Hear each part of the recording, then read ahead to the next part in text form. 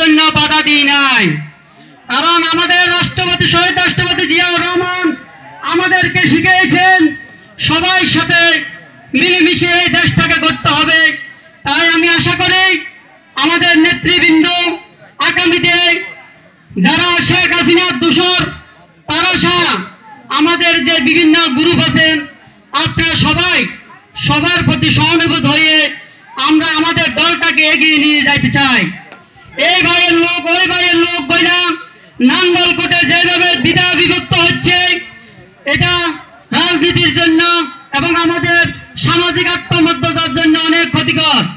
আমরা রাজনীতি করে সম্মানের জন্য, আমরা রাজনীতি করে মানুষের সেবার জন্য, কিন্তু অনেকে রাজনীতি করতেছে নিজের পকেট বাড়ি করার জন্য। আমরা তাদেরকে ঘৃণা করব এবং ভবিষ্যতে এই ধরনের রাজনীতি আমরা কাউকে করতে দেব না। আরেকটি বিষয়, এই যোদ্ধা ইউনিয়নে আপনাদের 2 জন প্রতিনিধি আছে এমপি ইলেকশনে প্রতিদ্বন্দ্বী করার মতো, কিন্তু অনেকেই আওয়ামী লীগের সাথে এখন হাত করছেন। এটা কি সত্য? আমি আমাদের পেরিয়ে ইউনিয়ন আমরা অনেক নির্যাতিত হয়েছি। আমার ভাই আপন ভাই আবু জাফর মেম্বারের জায়গাতে আমি আসতে পারি নাই। আমাদের পেরিয়ে ইউনিয়নে এই পর্যন্ত 5 থেকে 6টি মামলা হয়েছে আওয়ামী লীগের বিরুদ্ধে, কিন্তু আপনাদের যোদ্ধা ইউনিয়নে কি কোনো মামলা হয়েছে? কারণ আওয়ামী লীগের সাথে অনেকে আঘাত করতেছে। আমাদের 70% লোক বিএনপি করে। বিএনপির কি ভোটের অভাব আছে? কোনো অভাব নাই। তা আওয়ামী লীগকে কেন আমরা পৃষ্ঠপোষকতা করবো? আওয়ামী লীগকে কেন আমরা শেল্টার দিব? কেন মদত দিব?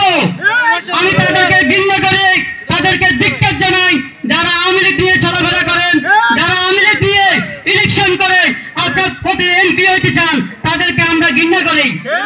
আমরা অনেক অত্যাচারিত হয়েছি, অনেক নির্যাতিত হয়েছি। আমরা ঘরে ঘুমাইতে পারি নাই, কিন্তু আপনারা এসি রুমে ঘুমাইছেন। ঢাকার উত্তপ্ত রাজপথে আর্মির গুলির সামনে, বিডিআর গুলির সামনে আমরা দাঁড়িয়ে রাজপথে লড়াই করেছি, এই দেশকে হাসিনা মুক্ত করেছি। তাই আপনারা এখন দেশে আসে বক্তৃতা দিতে পারছেন, আপনারা বিভিন্ন মিছিল মিটিং করতে পারছেন। আমরা হুঁশিয়ার করে দিতে চাই, কোন আওয়ামী লীগের সাথে যে কোনো নেতা লিয়াজু করবেন উনাকে আমরা ছাড় দেব না।